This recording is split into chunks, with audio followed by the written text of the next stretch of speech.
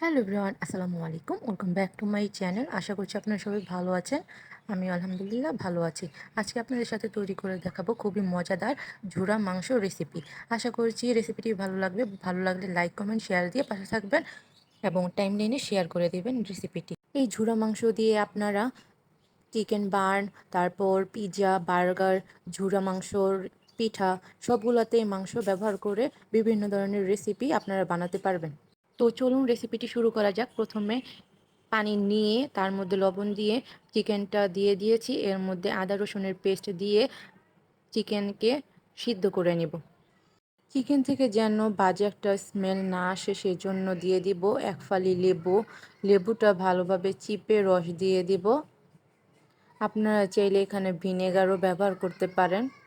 আর আপনাদের হাতের কাছে যদি না থাকে তাহলে না দিলেও চলবে। আমার হাতের কাছে ছিল সেজন্য আমি দিয়ে দিয়েছি। মাংস সিদ্ধ হওয়ার পর চিকেনের যে স্টকটা থাকবে সেই পানি কিন্তু আমরা ফালাবো না, এটা আমরা মাংস ব্যবহারের সময় ব্যবহার করব। আবার এই চিকেন স্টকটা আপনারা যে কোনো রান্নায় ব্যবহার করতে পারবেন, রান্নার স্বাদটা দ্বিগুণ বাড়িয়ে দিবে। এখন একটি পাতিলের মধ্যে নিয়ে নিব পরিমাণ মতন কুকিং অয়েল। আর এর মধ্যে 1 কাপ পরিমাণ দিয়ে দিব পেঁয়াজ কুচি, আর সাথে দিয়ে দিব তেজপাতা, তারপর গরম মশলা। গরম মশলার মধ্যে আমি দিয়েছি এলাচ, দারচিনি, লবঙ্গ, গোলমরিচ। আপনাদের হাতের কাছে যে কোনো গরম মশলা থাকলে সেটাই দিতে পারবেন, কোনো সমস্যা নেই। এখন এগুলোকে ভালো করে ভেজে নিব, পেঁয়াজ যতক্ষণ পর্যন্ত না ব্রাউন কালার হয়ে আসে।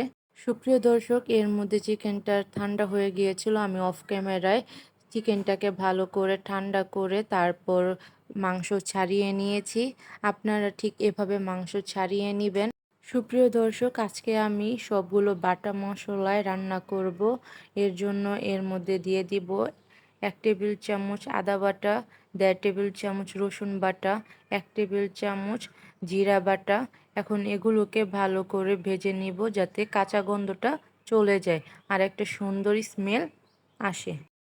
সুপ্রিয় দর্শক, মশলাকে ভালো করে ভেজে নেওয়ার পর এর মধ্যে দিয়ে দিব 1 টেবিল চামচ পরিমাণ হলুদ গুঁড়া, 2 টেবিল চামচ পরিমাণ দিয়ে দিব মরিচের গুঁড়া, 1 টেবিল চামচ পরিমাণ দিব ধনিয়া গুঁড়া, আর লবণ দিব স্বাদ মতো। এগুলো দিয়ে আবারও অল্প একটু পানি দিয়ে ভালো করে কষিয়ে নিব যতক্ষণ পর্যন্ত না মশলা থেকে তেল ভেসে ওঠে। আর আমি অল্প অল্প পানি দিয়ে বারে বারে অনেকক্ষণ পর্যন্ত মশলাটাকে কষাই, সেজন্য রান্নাটা আরও সুস্বাদু হয়। আপনারা এই টিপস ব্যবহার করতে পারেন আপনাদের রান্নার ক্ষেত্রে।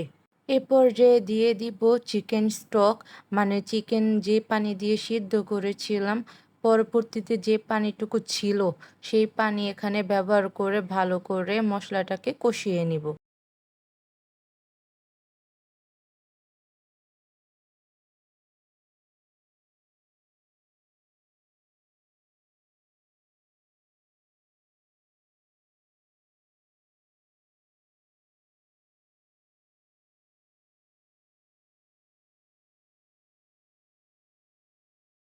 সুপ্রিয় দর্শক, মশলা থেকে যখন তেল বের হয়ে এসেছে আর মশলাটা ভালো করে কষিয়ে নেওয়ার পর এর মধ্যে দিয়ে দিব আগে থেকে সিদ্ধ করা মাংস। মাংসকে দিয়ে ভালো করে নেড়েচেড়ে কষিয়ে নিতে হবে। আর এর মধ্যে কোনো পানি ব্যবহার করব না, অল্প অল্প আঁচে ভালো করে মাংসর সাথে পানিটা শুকিয়ে নিতে হবে।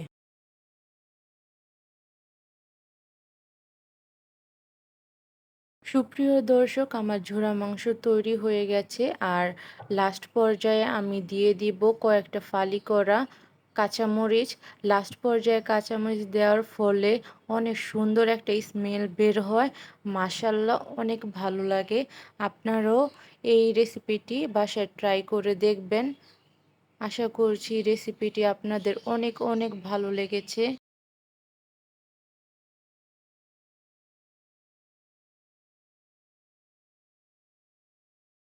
এখন চুলা থেকে নামিয়ে পরিবেশন করে নেব। আর এটা আপনারা যদি পিঠা বা কোনো কিছু নাও বানান, এটা আপনারা সাদা ভাত, পোলাও, যে কোনো কিছুর সাথে বা রুটি পরোটার সাথে আপনারা এই ঝুরা মাংসটা ট্রাই করতে পারেন। আশা করছি আপনাদের ভালো লাগবে। ভালো লাগলে লাইক, কমেন্ট, শেয়ার দিয়ে আমার পাশে থাকবেন অ্যান্ড আমাকে সাপোর্ট করবেন বেশি বেশি, যাতে আপনাদের আমি নতুন নতুন ভিডিও বা রেসিপি আপনাদের সাথে শেয়ার করতে পারি।